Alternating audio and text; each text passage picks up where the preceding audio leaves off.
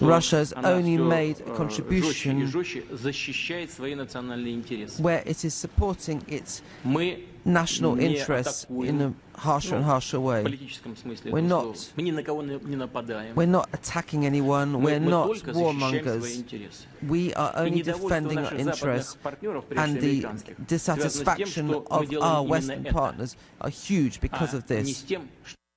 In other words, the United States is a warmonger. Of course, Mr. Putin may be deflecting blame because Russia's economy is tanking because of U.S.-led sanctions and falling oil prices. He tried to make the best of it in this news conference. The moderator asked reporters at the beginning to keep their questions short so we could all hear more from President Putin. The presser also featured a question from the Paris Hilton of Russia, who is actually running for office herself. There she is in pink with the dark glasses. CNN's Matthew Chance is in Moscow with more. Hi, Matthew.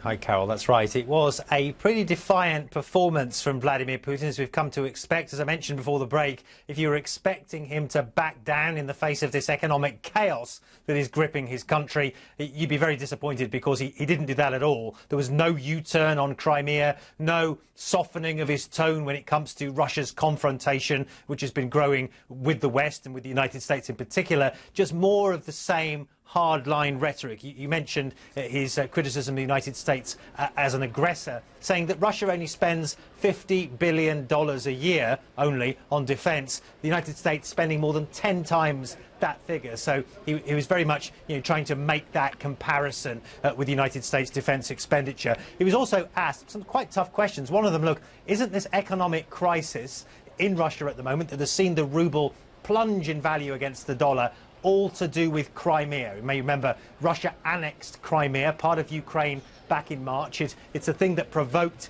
international sanctions from the United States and from the European Union. But Vladimir Putin categorically denied that the sanctions and the crisis are anything to do with Crimea, basically restating this rhetoric that he's been coming up with all the time, that the sanctions are all about trying to limit Russia, which was emerging as a power and as a threat to the West, something that he's been basically banging on about for several months now. Now, this kind of rhetoric, Carol, has gone down very well in the past with the Russian public. It's made Vladimir Putin immensely popular. His popularity ratings are somewhere in the region of 85%.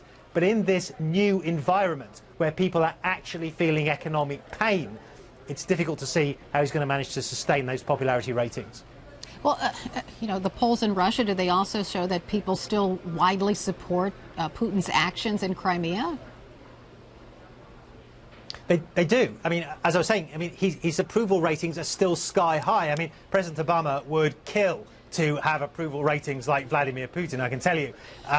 But, the question is, are they going to be able to be kept up if Russia, as Russia, slowly and gradually and continually feels its economic pain? Interest rates went up 6.5% to 17% a couple of days ago. Imagine that if you've got a mortgage or you're paying for a car, what kind of impact that's going to have on your life. How long are Russians going to support their leader in that kind of economic environment?